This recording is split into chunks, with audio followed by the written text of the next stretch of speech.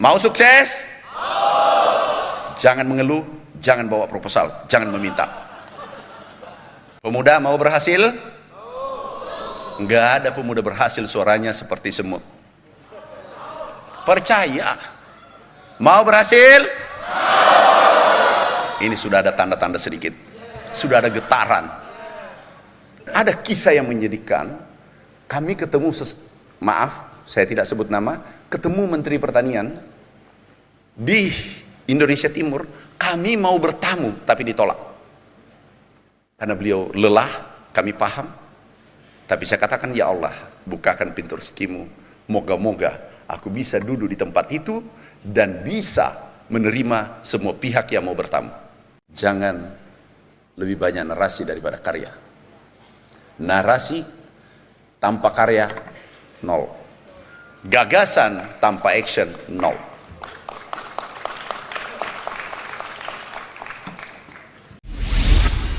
Assalamualaikum warahmatullahi wabarakatuh. Selamat siang, salam sejahtera bagi kita semua. Shalom, Om Swastiastu, Namo Buddhaya, salam kebajikan. Berembuk, beraksi, berdampak. Oke, harus semangat, ulangi. Berembuk, beraksi, berdampak. Ini pemuda kurang semangat. Yang mau masuk surga, kaya raya di dunia dan menjadi pemimpin republik ini harus ikut. Yang tidak ikut, aku doakan dia hanya selamat. Yang ikut, kaya raya, masuk surga, jadi pemimpin di republik ini.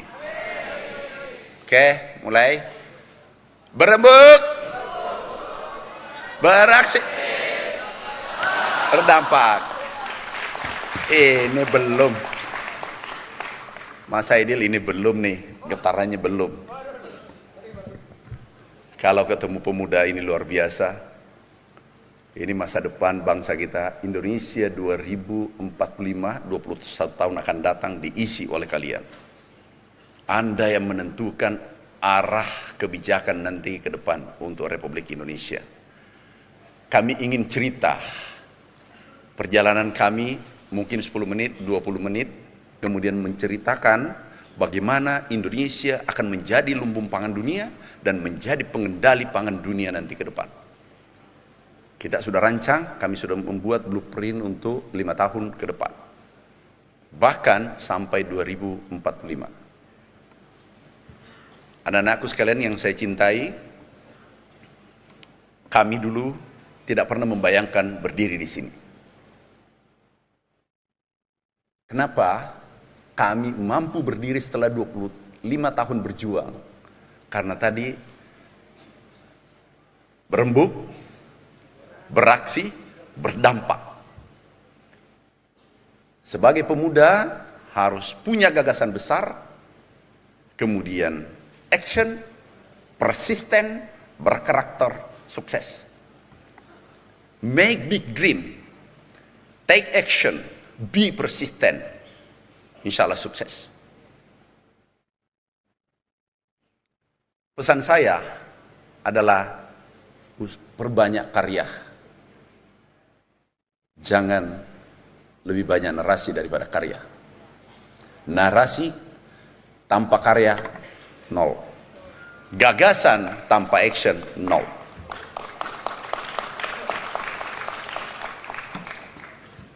Anak-anakku sekalian yang saya cintai, bisa kami tunjukkan perjalanan hidup kami dulu PPL, yang terendah, honorer PPL, penyuluh lapangan. Dan saya katakan pada saatnya nanti aku rebut menjadi nomor 1 sektor pertanian Republik ini. 20 tahun, itu jadi kenyataan. Dan ada kisah yang menyedihkan, kami ketemu, maaf, saya tidak sebut nama, ketemu Menteri Pertanian, di Indonesia Timur. Kami mau bertamu tapi ditolak karena beliau lelah, kami paham. Tapi saya katakan, ya Allah, bukakan pintu rezekimu. Moga-moga aku bisa duduk di tempat itu dan bisa menerima semua pihak yang mau bertamu, termasuk Mas Aidil. Kak Sarah tadi sudah meminta WA. Memang cerdas, kecerdasannya di atas rata-rata. Sambil ngobrol, wah Bapak luar biasa dan seterusnya, macem-macem. Begitu duduk kembali, bisa nggak nomor WA dibagi? Masa bilang enggak, ada Kak Sarah di samping. Ini kecerdasannya di atas rata-rata. Kami tunjukkan, nih, fotonya masih ada. Waktu kami dulu jelek, kurus, miskin, tapi hidup. Coba bisa ditunjukkan? Apa connect nggak dengan asistennya? Atau tidak ada? Nggak dengar? Kami dulu PPL, gaji 125.000 rupiah. 125.000 rupiah per bulan. Kami tidak punya keluarga. Kami tinggal di kaki gunung dan daerah termiskin di Indonesia Timur, yaitu Ponre. Mas Hedi pasti tahu. Termiskin di Sulawesi Selatan, itu Ponre, kami tinggal di sana. Kami 12 bersaudara. Ibu rumah tangga, bapak petani, bayangkan 12 bersaudara. Tapi, kalau ada kemauan yang keras, pasti bisa. Sebagai pemuda, pantang mengeluh gagal. Meminta gagal, apalagi bawa proposal.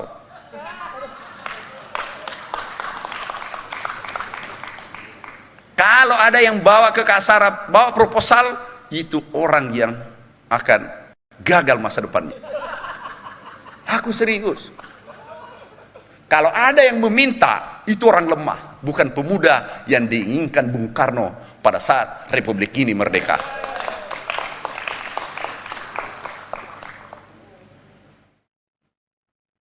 Kami rasakan itu.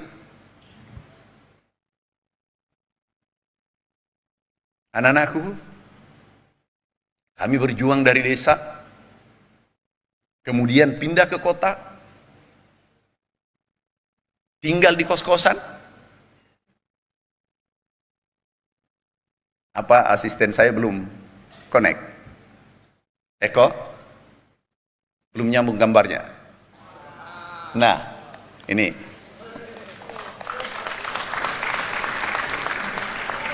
Anak-anakku sekalian, kami kumpulkan foto pada saat itu belum ada HP. Kami kumpulkan dan saya katakan pada saatnya foto ini, gambar ini akan bercerita pada pemuda-pemuda berikutnya yang akan melanjutkan perjuangan di Republik ini. Ini PPL, gaji 125, ini motor pertama, juga sambil belajar naik motor karena nggak pernah punya motor.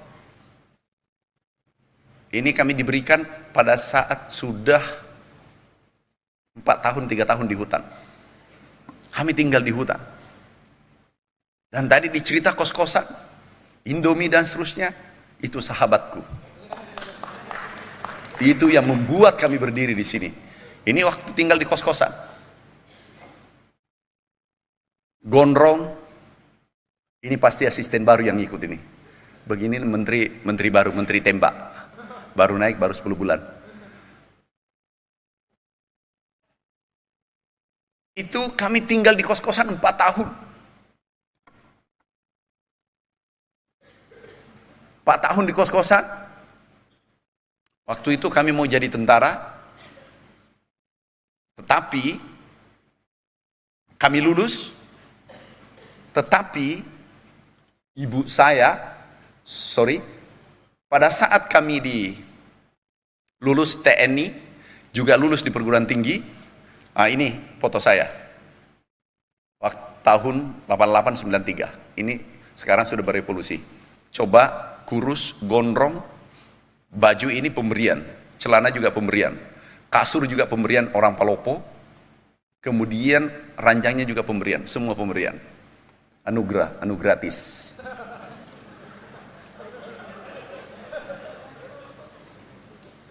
Bayangkan tinggal di kamar 4x6 dan bisa lihat di kos-kosan, namanya tinggal di kos-kosan.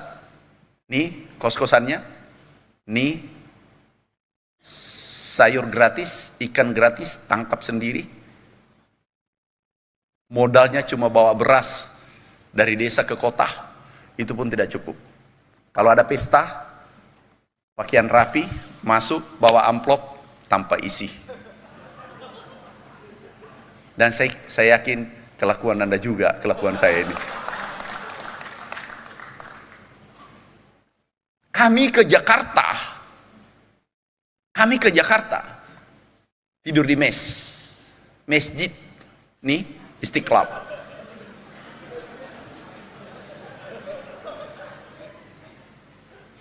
Ini Kak Lubis, ini dari MIPA, tinggal di masjid. Kami punya uang tinggal 100.000. Kami naik kapal Spanyol, separuh nyolong. Kenapa? Nggak cukup uang saya untuk beli tiket. Kami bayar satpam 1/4 di kapal. Aku lakukan ini bukan karena karakter saya jelek, tapi aku tidak mampu saat itu. Dan saya katakan, pada saatnya aku akan balas dengan kebaikan keburukan saya masa muda saya.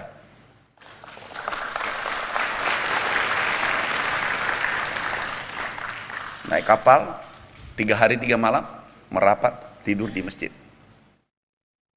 di Istiqlal. Pada saat setelah 15 tahun kami ditakdirkan menjadi menteri 2014. Kami ditanya, kok bisa jadi menteri? Yang tanya adalah para pengamat, Profesor Rizal Ramli, Cipta Lesmana, semua pengamat, kok Bapak bisa jadi menteri? Aku tanya balik, kok Bapak bisa jadi profesor? Yang mengantarkan kami dari desa menuju istana, dari desa menuju ke Kementerian Pertanian adalah takdir yang kami rintis sejak jadi pemuda.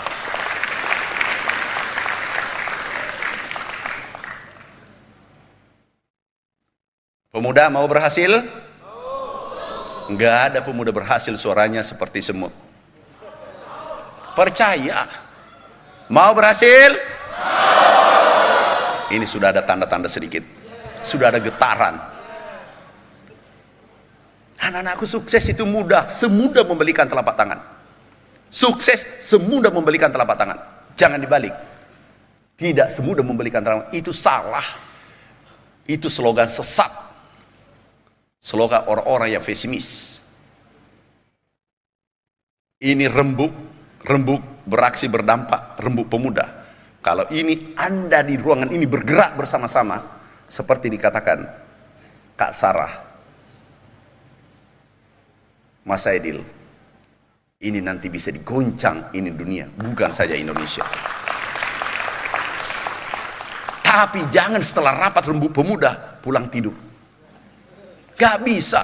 Bangunkan lahan tidur, bangunkan pemuda tidur, goncang ini republik, bahkan seluruh dunia. Pasti bisa. Tapi kalau Anda mengumpul narasi tanpa action, nol. Anak-anakku, Anda masih muda. Anda masih muda. Sukses di saat sekarang 5 tahun, 10 tahun bisa. Ikuti Mbak Rara. Saya nggak bisa ketemu seperti Mbak Rara dulu, nggak bisa ketemu sehingga tidur di masjid. Mas Aidil bersyukur ada orang yang mengulurkan tangan seilas Mbak Sarah. Bersyukur kalian dalam ruangan ini. Kami mau ikut seperti ini dulu, nggak ada kesempatan. Kami tidak dikenal siapa-siapa. Tapi saya katakan, ya Allah berikan pintu rezekimu. Aku mau bongkar laci dunia. Saya tidak akan pantang menyerah sebelum saya rebut cita-cita saya impikan.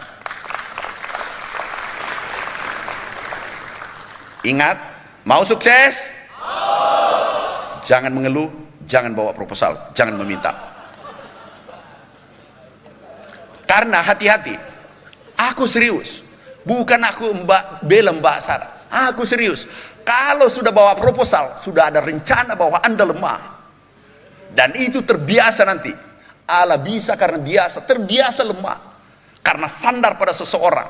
Kalau sandar pada Kak Sarah, sandar pada Mas Aidil, Anda adalah sesat.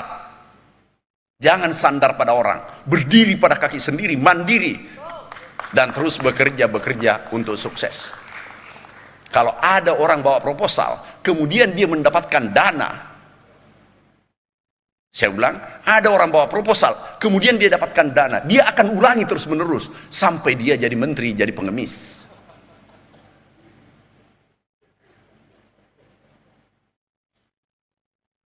Kalau minta nomor WA bisa, boleh, tapi meminta lebih dari itu nggak boleh, bukan pemuda. Bukan Mas Edil, bukan di tempat ini, karena dia orang hebat. Sebatas WA tadi diminta.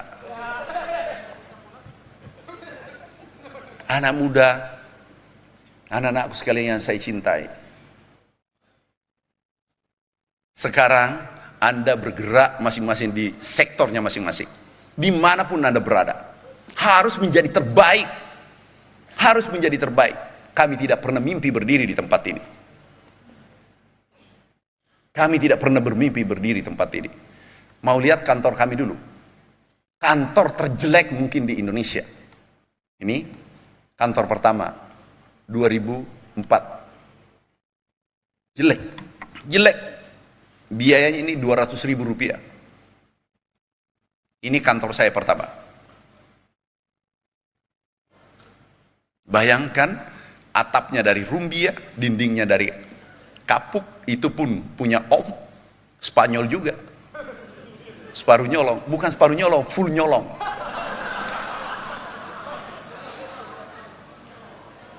Makanya sekarang kami dirikan AAS Foundation untuk kemanusiaan.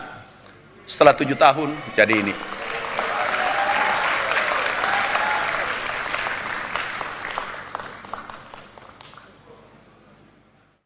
Jadi kalau mau pasti bisa. Tapi mau. Jadi datang di sini, maaf ya, apa bisa agak keras omongan saya? Boleh? Boleh ya? Tidak tersinggung ya? Pemuda tidak boleh tersinggung. Oke? Aku berikan yang pahit karena itu adalah jamu. Aku ini kakakmu. Hidupku kami sudah syukuri. Enggak. Saya katakan waktu terakhir dipanggil kedua kali, Pak Amran, mau bantu nggak? Siap Pak.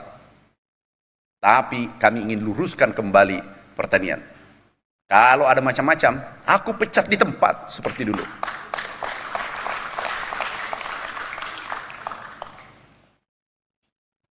Aku boleh cerita pahit ya? Seperti ini kalau bisa dilakukan sekali 3 bulan atau setiap 6 bulan, dan ketemu orang-orang yang sudah berhasil, undang datang supaya ada head transfer, pindah panas. Kalau antara pemuda sama-sama 5 watt, duduk sama-sama, itu getarannya tidak ada, panasnya tidak ada. Bahkan di warung kopi kalau sama-sama duduk 5 watt, tidak ada nyala di sana. Itu hanya lilin yang menyala, dan ada getaran di sana menakutkan. Siapa yang bayar nanti?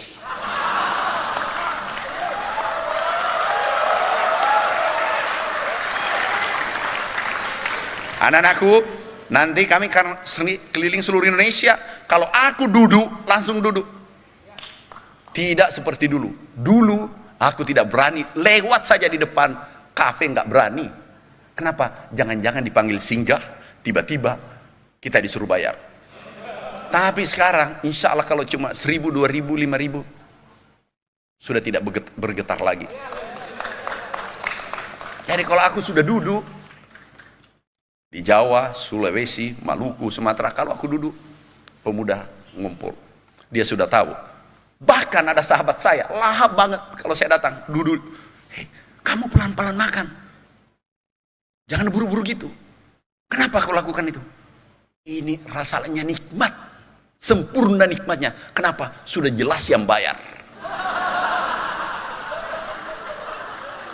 Kalau sesama 5 watt, ini tidak nikmat. Nasi goreng, ayam panggang, tapi tidak nikmat karena tidak jelas di mana ujungnya nanti ini. Benar?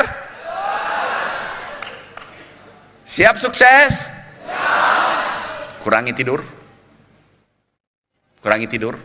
Usahakan jangan kena sinar matahari di rumah. Dan harus berkarakter. jujur, disiplin, pekerja keras, baik hati, seperti Mbak Kak Sarah. Aku panggil kakak, di DPR nanti aku panggil kakak. Kenapa? Kenapa aku diundang di Rembuk Pemuda? Aku merasa pemuda kembali.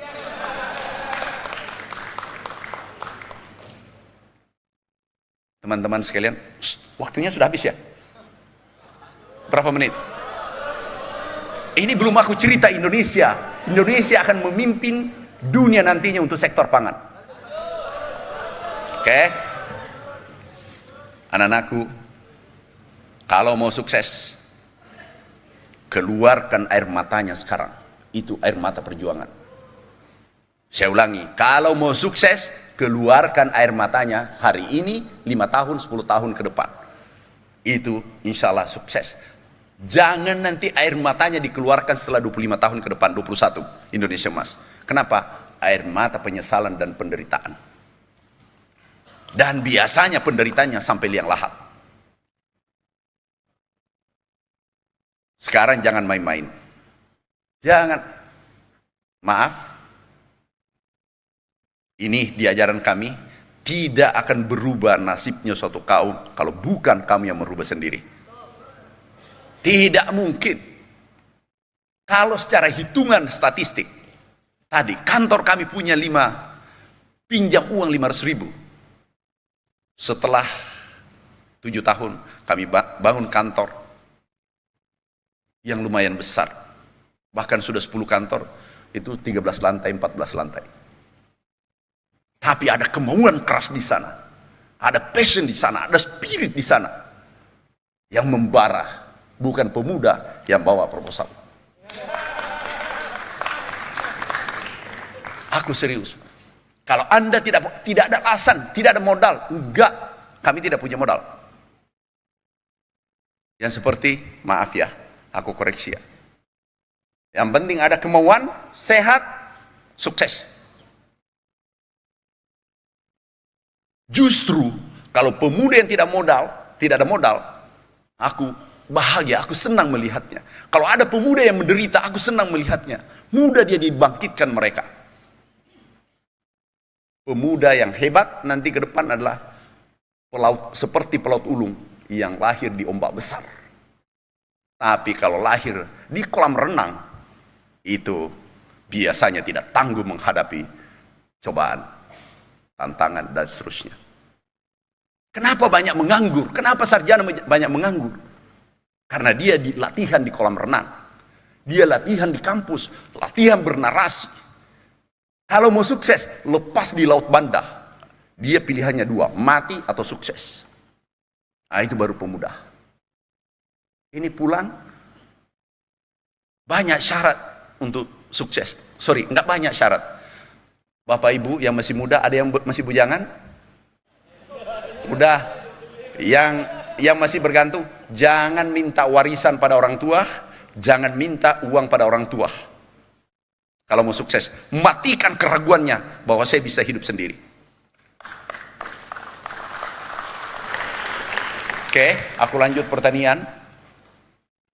Kami tahun ke-6, 2014 dulu, kami dari desa, dari kampung tiba-tiba jadi menteri. Saya ditanya, kok bisa jadi menteri? Aku juga bingung, kenapa bisa jadi menteri. Setiap detik adalah takdir. Kebetulan 2014 takdirku mengantar menjadi Menteri Pertanian Republik Indonesia. Terus apa bisa merubah Indonesia? Beri aku kesempatan. Aku tidak bisa jawab hari ini. Seperti food estate kemarin, ribut se-Indonesia. Kenapa? Karena hanya bernarasi. Saya katakan, kami dipanggil presiden terpilih dan presiden. Pak Mentan, gimana bisa jawab ini? Gampang Pak, beri waktu 40 hari. Aku jawab itu. Tidak bisa aku jawab hari ini. Bisa lihat hasilnya, buka hasilnya. Kami menghadap, kami panggil direktur yang kerja di Kalimantan. Direktur, kerjakan. Oh siap Pak. Oh sorry, direktur, nggak bisa Pak. Datang profesor, nggak bisa Pak. Yang mengeluh itu, nggak bisa. Kalau ada pemuda mengatakan nggak bisa, Mbak Sarah, jangan dekat sama Mbak Sarah. Aku lihat luar biasa barusan, aku lihat pidato Mbak Sarah luar biasa. Top. Ini bisa merubah Indonesia ke depan. Ikuti beliau. Bukan karena saya ada depannya beliau. Kami nggak suka basa-basi. Enggak. Kami profesional. Kalau hitam-hitam, putih-putih, nggak ada abu-abu. Karena biasanya manusia yang berada pada perantara itu tersesat juga. Ini kemarin kami dipanggil, Pak, beri waktu 40 hari. Aku panggil direktur, Pak Menteri, ini tidak ada kesuburan. Yang satu, Pak, ini tidak ada mobil. Pak, ini hutan rimba. Oke, minggir-minggir. Yang bisa, yang mana? Diam. Maksudnya, yang tidak bisa, minggir dulu. Maksudnya, saya copot hari ini. Langsung, jadi matikan dulu keraguannya. Tiba-tiba datang, Pak, aku bisa juga kayaknya. Enggak ada kayaknya. Yang ada kayaknya, enggak bisa ikut. Pak, siap, bisa. Ada 15 orang, pemuda seperti kalian, masih muda. 15, maju, bisa, siap bisa. Karena kalau tidak bisa, dia sudah tahu. Bekas tangan saya, 1.500 kami copot selama 5 tahun. Dan enggak ada bunyi satupun. Meritokrasi. Tunjukkan pada mereka bahwa kami teladan. Hati-hati nanti kalau kalian pemimpin. Jangan coba-coba bernarasi yang kau tidak bisa lakukan. Biasanya pemimpin bernarasi yang tidak mampu dilakukan. Sehingga ada sanksi sosial yang beredar. Masyarakat beredar sanksi sosial. Pada bawahan beredar bahwa ini omong kosong bos saya. Sehingga terjadi demotivasi. Nah, Bapak Ibu, saya panggil. Bisa? Siap bisa, Pak. Terakhir aku bisiki sebelum berangkat ke Kalimantan. Aku baru dilantik. Kamu kerjakan. Kalau tumbuh jagungnya, jabatanmu tumbuh. Kalau tidak tumbuh, mati seperti jagung itu jabatanmu.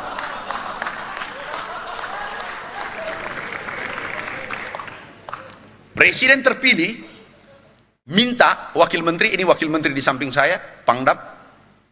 Saya sudah telepon, gimana? Tumbuh, Pak. Istrinya minta pulang, karena semua laki-laki minta pulang. Pak, kenapa nggak pernah pulang? Lama banget, 40 hari nggak pulang. Aku ini masih butuh kasih sayang. Mah, ini menteri lain. Ini satunya kata dengan perbuatan. Mah, masih mau terima tunjangan kinerja? Masih mau pakai skincare? Masih mau belanja di mall? Izinkan saya berjuang, karena menteri ini lain daripada yang lain. Kami datang, kami pakai heli mendarat, foto. Seketika, maaf, kami dipanggil Presiden Pak Joko Widodo, kemudian sorenya dipanggil Presiden terpilih. Apa kata beliau? Pak Amran, apa kau lakukan? Oh ini maaf berdiri Pak Jenderal, ini saksinya beliau kepalanya. Minta maaf Jenderal, karena anak muda itu bukan butuh narasi, bisa didapat di Google, bisa YouTube macam-macam, TikTok macam-macam, tapi dia butuh bukti, evidence, butuh bukti. Akhirnya kami dipanggil. Kok bisa tumbuh? Iya karena dikerjakan Bapak Presiden. Kalau diomongin enggak jadi kalau cuma omong-omong. Kami dipanggil Bapak Presiden terpilih. Kalau tidak salah 32 juta viewers yang melihat langsung jawaban ini. Dan memuji pada saat itu sehingga terbelah dan mengatakan bahwa ini yang benar. Pak Prabowo, terima kasih Pak Mentan. Dua presiden, terima kasih. Itulah pemuda. Bekerja, bukan bernarasi. Kalau aku mau Pak beres, Pak beres. Itu namanya cari muka. Anda sudah punya muka. Nih, food estate sudah beres, sudah selesai. Saya katakan, bulan aja rencana ditanamnya, apalagi bumi. Sederhana. Tanya itu tanah, jangan tanya profesor apalagi yang pernah gagal. Jangan tanya dokter yang pernah gagal. Kenapa? Dia akan membuatmu surut. Nyalimu surut. Kalau mau tempur, jangan tanya orang gagal. Tapi tanya orang yang berhasil. Tanya pendekar seperti presiden terpilih. Seperti Pak Jokowi, seperti pemimpin-pemimpin kita. Seperti Mbak Sarah. Tanya mereka yang berhasil. Tapi yang gagal jangan coba-coba tanya. Kenapa? Yang diceritakan adalah hantu. Dan seterusnya. Hantu kegagalan diceritakan. Dan juga sekali-sekali duduk dengan power plant. Jangan 5 watt. Paham? Setuju? Power plant. Yang nyalanya seperti lampu di atas. Anak-anakku sekalian, kami tunjukkan arah peta jalan untuk pangan Indonesia ke depan. Ini kami sudah paparkan. Kami ditanya kemarin, kenapa pangan bermasalah? Ini ada wartawan, jangan direkam sayang ya. Ini untuk pemuda. Aku merasa tidak sempurna kalau informasi ini saya tidak sampaikan. Sepakat ya, wartawan ya. Sayang, ini merah putih, kita jaga. Kami datang, saya katakan, begitu kami analisa ada 4 kesalahan. 1, kebijakan. 2, sarana produksi. 3, alat mesin pertanian. 4, benih unggul yang bermasalah. 5, irigasi. Ini bermasalah dan maaf, yang keluarkan kebijakan adalah kita. Itu rapat yang dihadiri oleh Bapak Presiden terpilih dan Presiden Pak Joko Widodo. Kami sampaikan, beliau setuju. Semua rubah. Alhamdulillah kami rubah dalam waktu 5 bulan.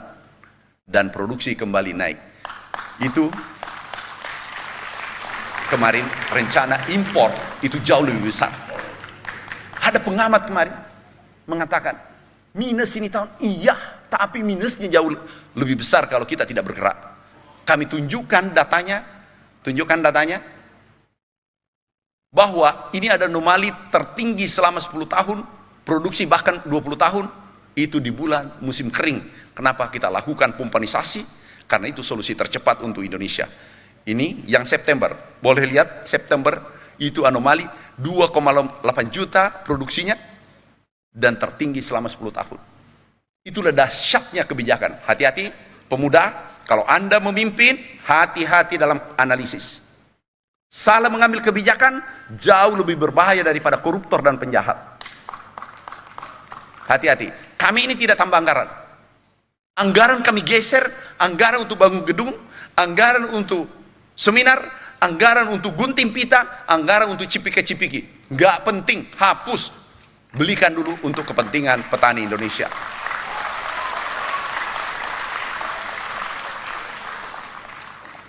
Kemudian ini bukan data pertanian.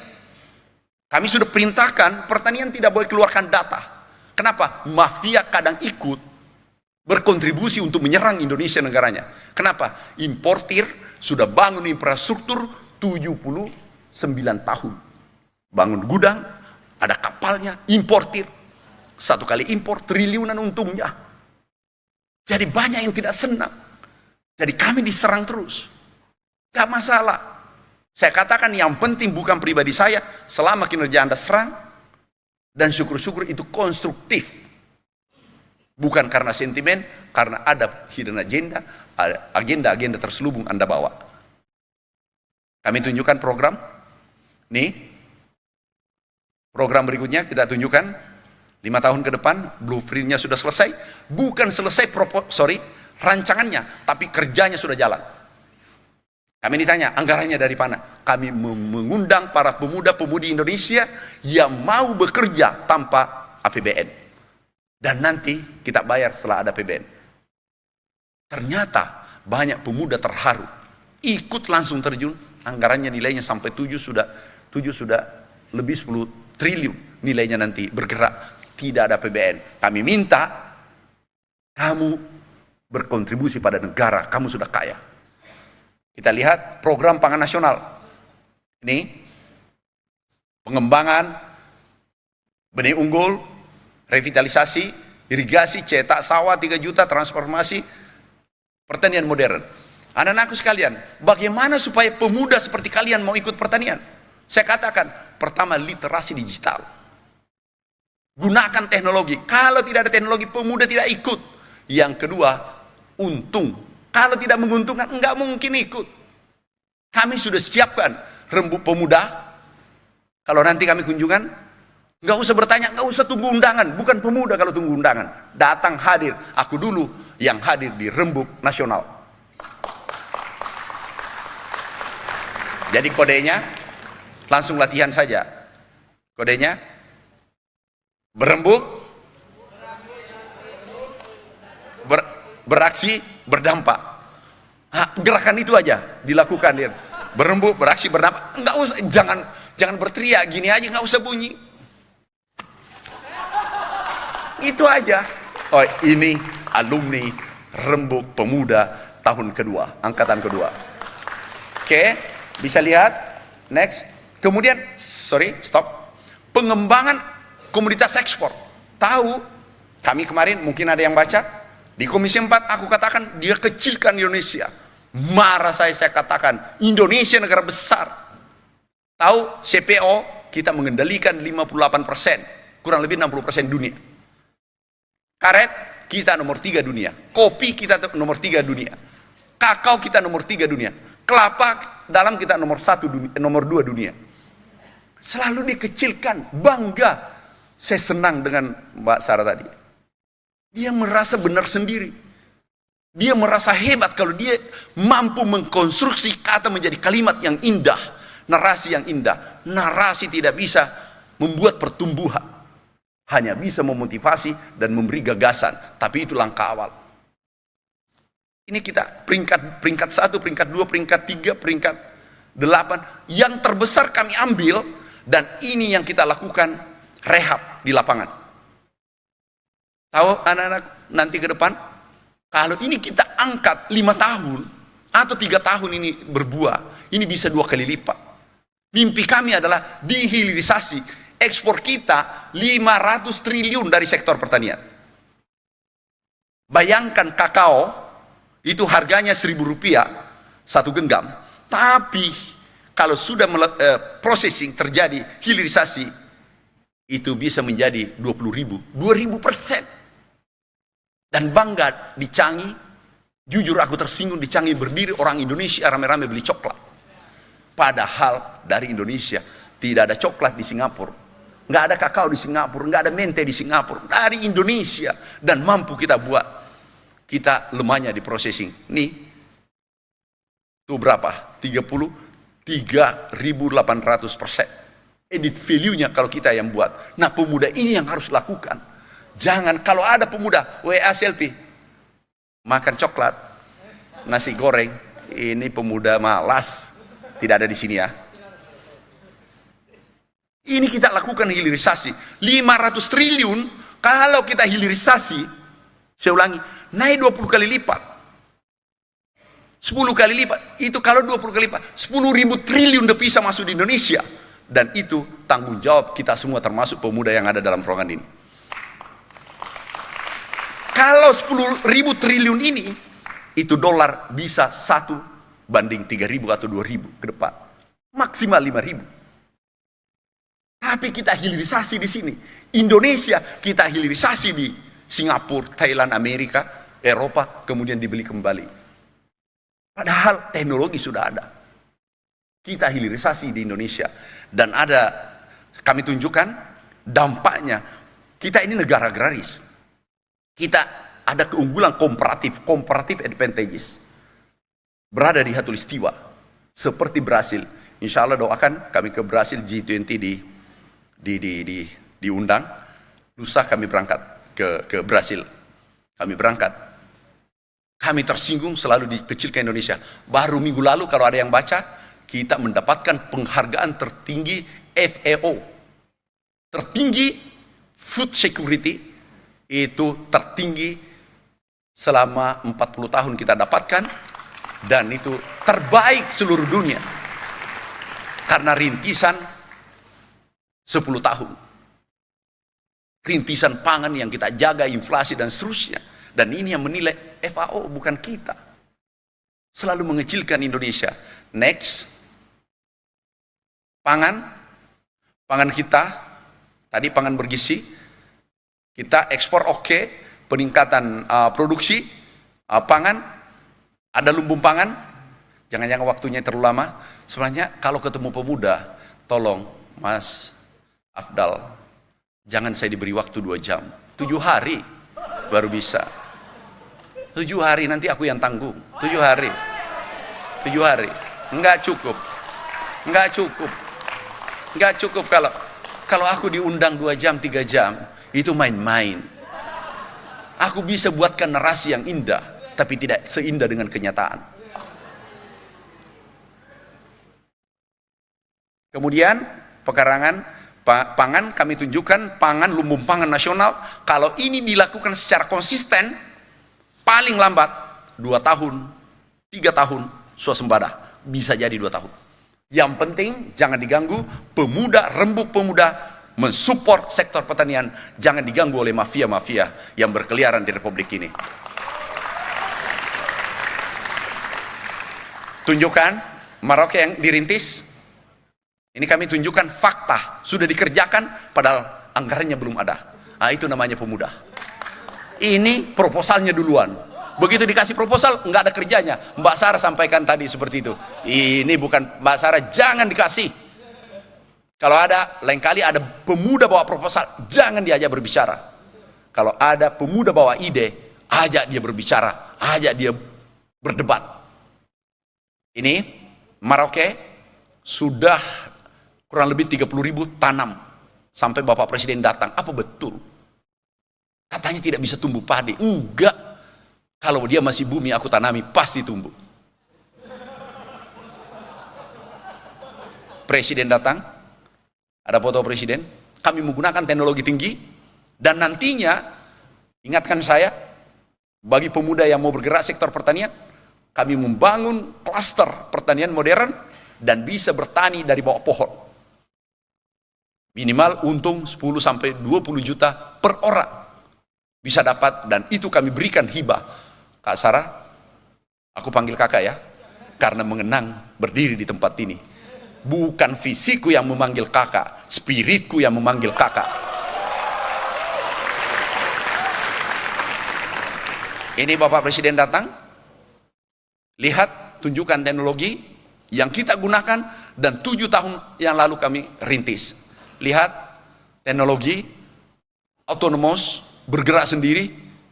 Dulu pertanian tradisional kami ubah menjadi pertanian modern. Transformasi pertanian tradisional yang 79 tahun kami giring menjadi pertanian modern. Ini traktor sistem autonomous, berjalan sendiri. Ini alat tanam, dulu tanam pakai tangan, kami gunakan alat tanpa operator, dan buatan anak bangsa, buatan dari pertanian. Dan ini kita lakukan, sekarang sudah terjadi. Cuma ada kelemahan kita. Iri gengsi, ini yang harus dibunuh di Republik ini. Gengsi melanjutkan program kalau sudah bagus. Dia mencari ide baru yang tidak jelas. Contoh, kepala desa berganti, ganti program. Bupati berganti, ganti program. Gubernur berganti, 3 stadion tidak ada yang jadi.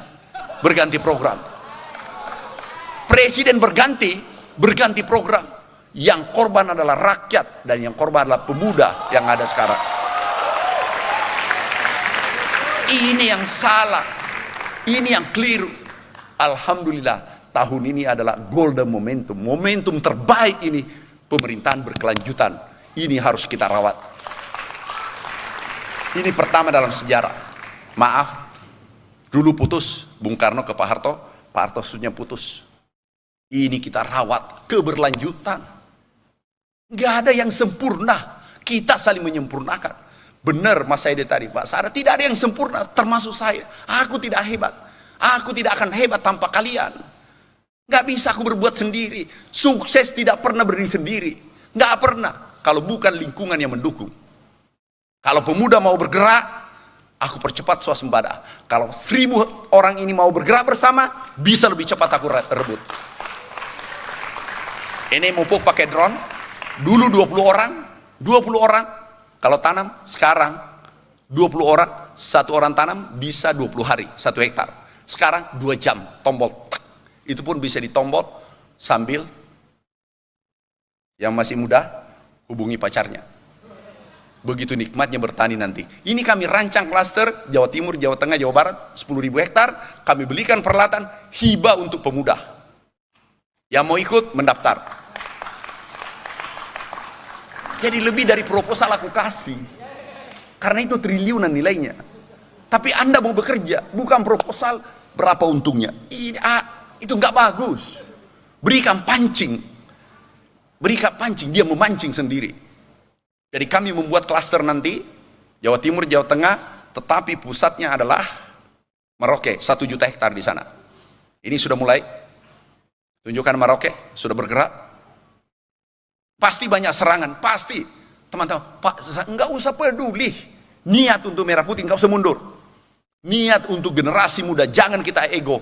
Kalian nanti menggantikan kita di sini, berdiri. Mungkin 5 tahun ke depan, Anda berdiri di sini, kita gantian. Bisa saja, saya lihat tadi pidato Pak Hashim, beliau, bahwa ada alumni Nusa Taruna Nusantara masuk kabinet. Berarti masih muda orangnya. Ya kan? Tidak menutup kemungkinan kalian pemuda ini ada yang terpilih. Nih, kita buat, dan ini nanti menjadi lumbung pangan dunia. Kalau ini kita rebut 1 juta bisa produksi 10 juta, kita shortage itu 5 juta ton, artinya surplus 5 juta. Dan pertama nanti sejarah selama kita merdeka, inilah sejarah pertama nanti legacy Bapak Presiden terpilih. Kemudian kami ke Kalimantan Selatan, bisa lihat, ini Kalimantan Selatan. Bisa lihat videonya kemarin, belum ada APBN, maaf. Karena yang membedakan kita adalah kreativitas, keberanian mengambil keputusan. Itu yang membedakan. Tahu yang membedakan? Yang biasa naik motor, cc-nya boleh sama, tapi kecepatannya beda. Kenapa? Skill yang membedakan kita dan keberanian membedakan kita. Benar? Messi, Rossi, motornya cc-nya 1250 sama-sama, tetapi cara mengambil tikungan berbeda. Itulah yang membedakan pemimpin dengan yang dipimpin. Aku ngambil, sudah start, sudah jalan, ditanya Bapak, bagaimana? Sudah jalan Pak. Kok bisa? Iya Pak. Itulah pembeda daripada yang lainnya. Aku tidak boleh sebut nama, enggak boleh sombong. Tapi itulah pembeda sebelumnya. Gimana caranya? Ini bisa berbahaya. Kan bisa berbahaya, aku undang. Apanya berbahaya? Bisa ditangkap, aku undang polisi, jaksa, KPK, tanda tangan. Yang mau ditangkap dengan menangkap sama-sama tanda tangan. Berita acara. Selesai di mana masalahnya? Aku tidak pernah kuliah hukum. Saya pertemukan antara yang menangkap, memeriksa dengan diperiksa, duduk bersama. Ini kita kerjakan demi Merah Putih. Kalau ada korupsi, saya yang pecat. Saya antar ke penjara kalau ada yang korupsi di bawah saya. Kalau aku dapatkan, berapa kami masukkan penjara? Aku kirim ke penjara. Tapi kalau kamu baik, aku promosi. Gak usah panggil sepupunya, memo. Kalau ada di kantor kami, mengirim KTBLC, SMS, CP, aku kurangi, peraturannya adalah peraturan baru. Khusus di pertanian. Nilainya berkurang 20%. 5 kali kirim, nilainya 0. Dan boleh cek di pertanian. Gak boleh, meritokrasi. Berprestasi kamu naik, tidak berprestasi kamu turun. Setuju? Nih, bayangkan ini dikerjakan sejak Pak Harto. Ada irigasi, tapi tidak ada padi. Yang ada ikan kecil lewat. Aku sedih, pakai heli, kami terbang, luasnya 400.000 hektar, kurang lebih 500.000 hektar.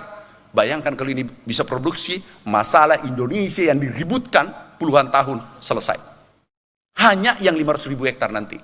500.000 hektar bisa produksi 2 kali 10 berarti 5 juta ton. Kita shortage cuma 3-4 juta ton. Selesai masalah bangsa, hanya kita diskusi di lapangan, bukan membuat narasi dari Jakarta, mengkritik pemerintah, tapi dia sendiri tidak berbuat apa-apa. Ini, coba buka filenya, sudah dikerjakan. Kemarin siap tanam. Coba bisa buka filenya. Ada irigasi sepanjang puluhan kilo, 20 kilo, 30 kilo. Tetapi, inilah, inilah korban dari pemerintahan tidak berkelanjutan. Karena merasa bukan kebijakan saya, nggak usah dilanjutkan. Tahu berapa triliun uang negara di sana? Sia-sia puluhan tahun. Kami langsung datang, kami cek, masih ada sisa-sisa. Ini kami naik motor, balapan. Terus ditanya gubernur, kok kencang banget? Dia tidak tahu PPL jadi menteri. Ini aku naik motor, dia bilang kecepatan tinggi, modus juga, karena kalau kita di belakang kena abu. Jadi saya bilang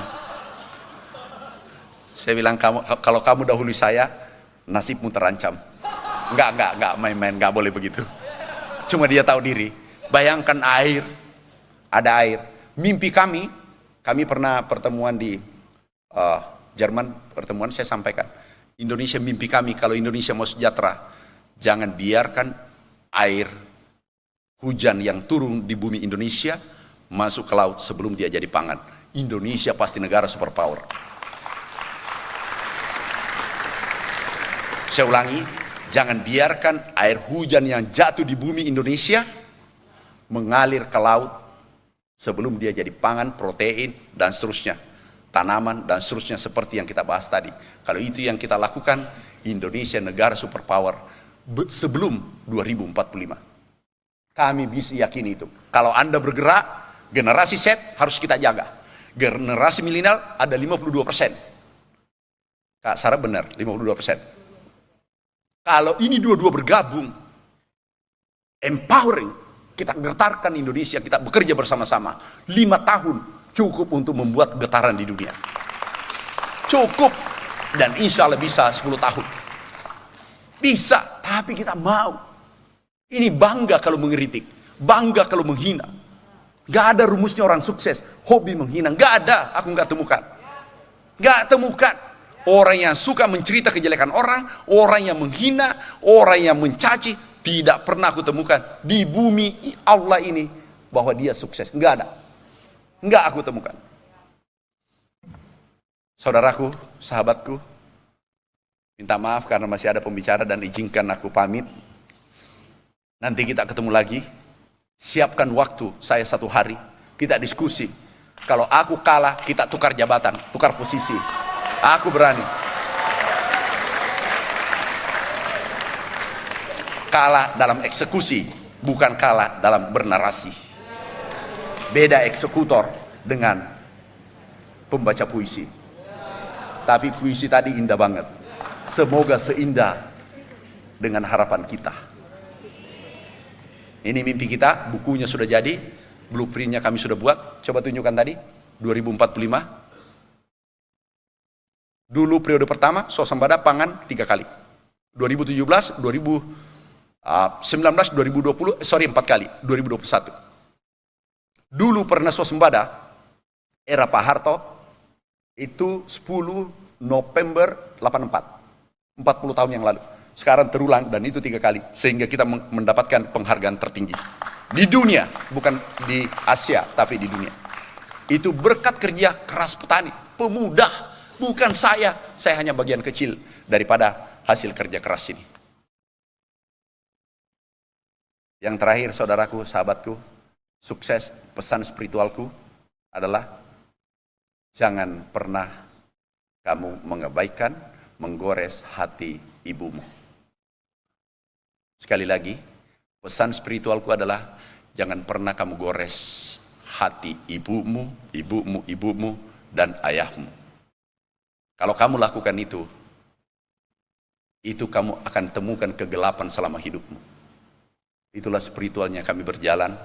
Muliakan ibumu, seluruh saudaramu, seluruh temanmu, seluruh sahabatmu, seluruh pemuda saling memuliakan. Boleh mengkritik, tapi konstruktif dan beradab. Banyak orang pintar, tapi adabnya yang kurang. Banyak orang cerdas, tapi adabnya yang kurang. Orang beradab, orang pintar tidak beradab, itu tidak terhormat di mata Tuhan. Semua agama mengatakan demikian. Orang yang cerdas suka mengkritik tapi tidak punya adab dan seterusnya, itu biasanya juga terhina di mata Tuhannya. Kalau kita yang sempurna adalah pemuda, punya semangat yang menyala berapi-api, dia cerdas dan beradab. Itulah harapan negara. Insya Allah Indonesia akan menjadi negara superpower dalam waktu tidak terlalu lama. Terima kasih. Assalamualaikum warahmatullahi wabarakatuh.